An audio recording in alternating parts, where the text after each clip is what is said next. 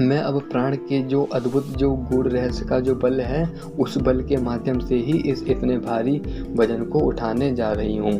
क्योंकि जो प्राण में जो पारंगत हो जाता है, उसके भीतर जो ऐसा कह सकते हैं कि जो अलौकिक शक्तियाँ जो होती हैं, जिसको सामने वाला व्यक्ति देखे तो ऐसा कहे कि यह साधारण पुरुष हो ही नहीं सकता है, ऐसी शक्ति भी प्राण के माध्यम से हमारे भीतर प्रकट होना शुरू हो जाती है। और इसी प्राण के माध्यम से मिस ताराबाई ने यह शक्तिशाली बल प्रदर्शन करके दिखाया था।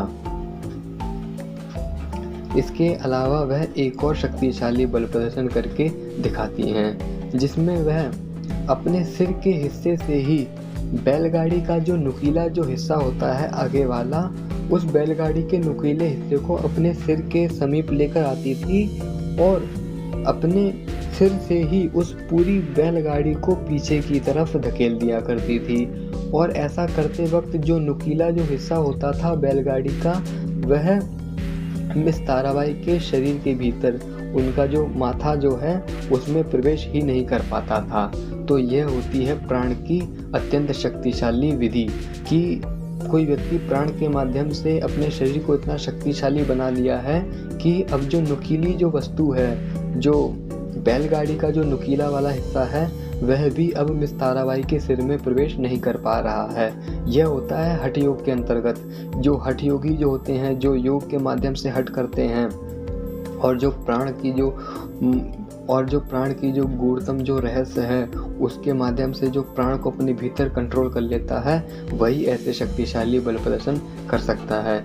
इसके अलावा जिसने प्राण की शक्ति को अपने भीतर नहीं जगाया है, लेकिन वह अतुलित शक्तिशाली पुरुष है, जैसे कि यूजीन सैंडो हो गए, लुई सायर हो गए, या फिर अलेक्जेंडर जाज हो गए, या फिर कोई और शक्तिशाली पुरुष हो गया। यदि यह शक्तिशाली पुरुष इस बैलगाड़ी वाले शक्तिशाली बल प्रदर्शन को करेंगे तो फिर उनके शरीर में, उनके सिर में आघात हो जाएगा। क्योंकि वह शक्तिशाली तो हैं, उनकी मसल शक्तिशाली तो है, लेकिन अभी जो प्राण की जो शक्ति है, प्राण की जो अत्यंत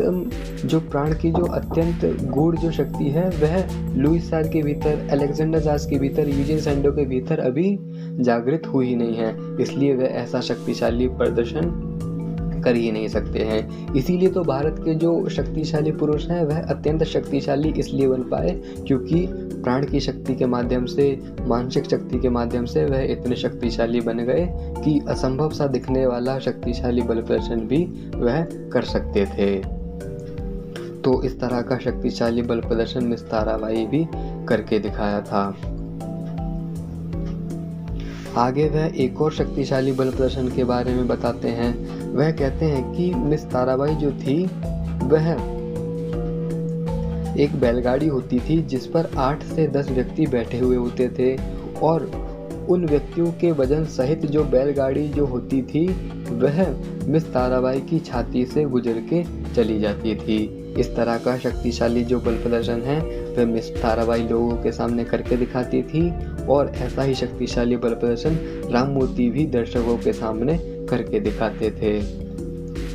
लेखक कहता है कि जो मिस ताराबाई का जो अंतिम शक्तिशाली बल प्रदर्शन होता था, वह अत्यंत ही हृदय विदारक होता था। इसको यदि कोई व्यक्ति अपनी आंखों से देख ले तो फिर उसका जो हृदय है, वह दर्द के मारे एकदम वशीभूत हो जाएगा। वह दर्द के मारे ऐसा दृश्य देख ही नहीं पाएगा जैसा शक्तिशाली बल प्रदर्शन मिस ताराबाई करके दिखाती थी।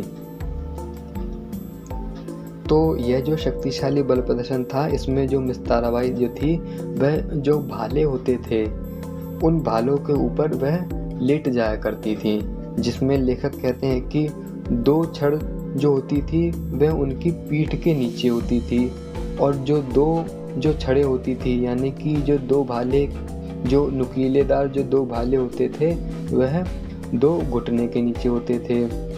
और इन कुछ भालों के जरिए से ही मिस ताराबाई अपने पूरे शरीर के सहित उन भालों के ऊपर लेटी रहती थी और ऐसा करने के बावजूद भी उनका शरीर को कोई भी हानि नहीं पहुंचती थी। साधारण व्यक्ति यदि 6 भालों के ऊपर लेटेगा तो फिर जो भाले हैं यह उसके शरीर में प्रवेश कर जाएंगे, लेकिन मिस ताराबाई ने प्राणायाम के माध्यम से इतनी शक्ति प्राप्त कर ली, इतनी मानसिक ऊर्जा प्राप्त कर ली कि वह दर्द को सहते हुए भी इस शक्तिशाली बल प्रदर्शन को करके दिखाती थी। आगे लेखक कहते हैं कि जो मिस ताराबाई जो थी उनका शरीर ना तो बहुत मोटा था और ना ही पतला था। मैं था क्यों कह रहा हूँ, बल्कि जो मिस ताराबाई जो हैं वह अभी जीवित हैं। जिस समय जो लेखक ये जो पुस्तक लिख रहे थे उस समय मिस ताराबाई जीवित थी। तो फिर जो मिस ताराबाई का जो शरीर है यह ना अभी मोटा है और ना पतला है, कसा हुआ गठीला शरीर यहाँ पर लेखक ने उनका बताया है। अब वह मिस ताराबाई के भोजन के बारे में कहते हैं कि मिस ताराबाई कौन सा भोजन खाती थी। वह कहते हैं कि उनकी ताकत का जो राज है वह भोजन नहीं अपितु व्यायाम है। वह कहते हैं कि प्राणायाम जो है वह बहुत जरूरी है। तन की शक्ति से कुछ नहीं होता है, बल्कि जो मन की जो शक्ति है वह सबसे अधिक महत्वपूर्ण होती है शक्तिशाली बल प्रदर्शन को करने के लिए। और यह जो मन की जो शक्ति है यह मिस ताराबाई ने सन्यासियों के माध्यम से प्राप्त की थी। मिस ताराबाई जो हैं वह पूरी तरह से शुद्ध शाकाहारी हैं, वह नॉन वेजिटेरियन नहीं हैं। मिस ताराबाई को चाय कॉफ़ी बिल्कुल भी पसंद नहीं है। इसके अतिरिक्त वह शरबत, बादाम और किशमिश का सेवन करती हैं। इसके अलावा जो उनका जो मुख्य भोजन है वह दाल और भात है, और इसके साथ साथ जो दूध और घी है यह भी मिस ताराबाई को अत्यंत ही प्रिय है। मिस ताराबाई सिर्फ भारत में ही नहीं लोकप्रिय थी, बल्कि जो मिस ताराबाई जो थी वह विदेशों में भी बहुत ज़्यादा लोकप्रिय थी। विदेश में उनको इंडियन लेडी सैमसन के नाम से भी पुकारते थे और एशिया वुमन हरकुलिस के नाम से भी पुकारते थे।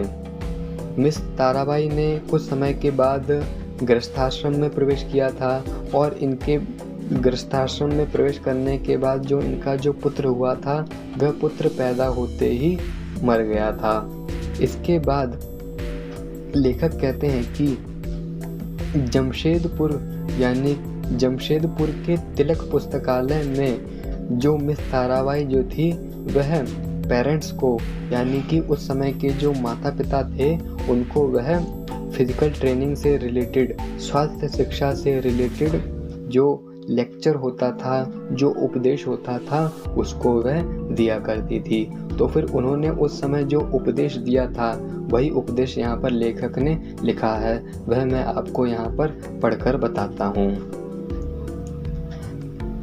मिस ताराबाई कहती हैं, बालक की शारीरिक, मानसिक, आत्मिक शक्तियों का विकास एक मात्र माता पर अवलंबित है, किंतु महादुख के साथ कहना पड़ता है कि हमारी माताएं अशिक्षिता और रोगग्रसिता होने के कारण बालकों का यथोचित पालन पोषण नहीं कर सकती। व्यायाम आदि का सदुपदेश देकर ना तो वह उन्हें शक्तिशाली ही बनाने का प्रयत्न करती हैं और ना ही सदाचार ही की शिक्षा देती हैं, बल्कि थोड़े समय के पश्चात ही बचपन में ही उनका विवाह कर उपकार के नाम से उनका सर्वनाश करती हैं। परिणाम स्वरूप ये गीदड़ बबकियों से धोतियां शराब करने वाले मेमने आपके सामने हैं, जिनकी अधिकांश कमाई डॉक्टर के पॉकेटों में दिन रात चली जा रही है। मेरा तो पूर्ण विश्वास है कि औषधियों से रोग दूर कभी नहीं हो सकता, चाहे थोड़े समय के लिए उनसे लाभ क्यों ना दिखाई देने लगे। रोग वास्तव में तभी नष्ट होगा जब व्यायाम की शरण ली जाएगी और उसे पसीने के रूप में प्रकृति अपने आप बाहर निकाल फेंकेगी। मेरी इस समय उम्र 40 वर्ष है, किंतु मैं अभिमान के साथ कहूँगी कि एकमात्र व्यायाम की कृपा से मुझे आज तक एक बार भी औषधि लेने की आवश्यकता नहीं पड़ी। मेरा औषधि व्यायाम है, मेरा व्यायाम ही औषधि है, और मैं दावे के साथ कह सकती हूँ सबके लिए यह सब रोगों पर चलने वाली पेटेंट औषधि है। व्यायाम से मेरा अर्थ यह नहीं है कि जिस प्रकार मैं सर्कस में आपको खेल दिखलाती हूँ वैसे ही आप भी करें अथवा अपनी स्त्रियों से करावें। स्त्रियों का व्यायाम उनके घर का कामकाज है। पीसना, पोना इत्यादि उनको अवश्य अपनाना चाहिए। इससे उनका शरीर निरोगी रहेगा। पुरुषों के लिए भी उनका घर का कामकाज व्यायाम ही है। हो सके तो 3-4 मील प्रतिदिन घूमना भी एक अच्छा व्यायाम है। अंत में मेरा यही कहना है कि रोगग्रस्त जीवन व्यर्थ है। अतएव मेरा अनुरोध है कि आप व्यायाम को अवश्य अपनावें। हर एक परिवार के माता पिता को चाहिए कि अपने प्यारे बालकों के हृदय में व्यायाम करने की इच्छा उत्पन्न करके वैद्य हकीमों से उनका पीछा छुड़ावे। तो यह जो उपदेश था यह मिस ताराबाई ने किया था और यहाँ पर मिस ताराबाई के बारे में उस पुस्तक में जो भी बताया गया था वह मैंने यहाँ आपको बता दिया। अंत में यही कहना चाहता हूँ कि जो व्यायाम है उसको कीजिए और इसके अतिरिक्त अपनी जो शक्तिशाली बनने की जो तीव्र इच्छा है उसको निरंतर बढ़ाते जाओ, उसको बिल्कुल भी कम मत होने दो। और जो आप प्राणायाम कर रहे हो, जो प्राण को अपने भीतर प्रवेश करा रहे हो, इसमें भावना की शक्ति को बढ़ाते जाओ। जैसे जैसे आपकी भावना की शक्ति बढ़ती जाएगी वैसे वैसे आपके भीतर प्राण की मात्रा बढ़ती जाएगी और जब प्राण की मात्रा आपके भीतर बढ़ती जाएगी तो फिर आप अतुलित शक्तिशाली बनते जाओगे। आपका जो मन है वह और भी ज़्यादा सुदृढ़ हो जाएगा। आपके भीतर की जो मानसिक शक्तियाँ हैं वह जगने लग जाएंगी। तो मेरा तो आपसे यही कहना है कि यदि आप अत्यंत अतुलित शक्तिशाली बनना चाहते हो तो फिर राम मूर्ति का जो धीमा व्यायाम है उसको कीजिए और इसमें जो आप कुंभक लगाते हो उसमें आप भावना की शक्ति को धीरे धीरे बढ़ाते जाओ और इस तरह करते करते आप अत्यंत शक्तिशाली बन जाओगे।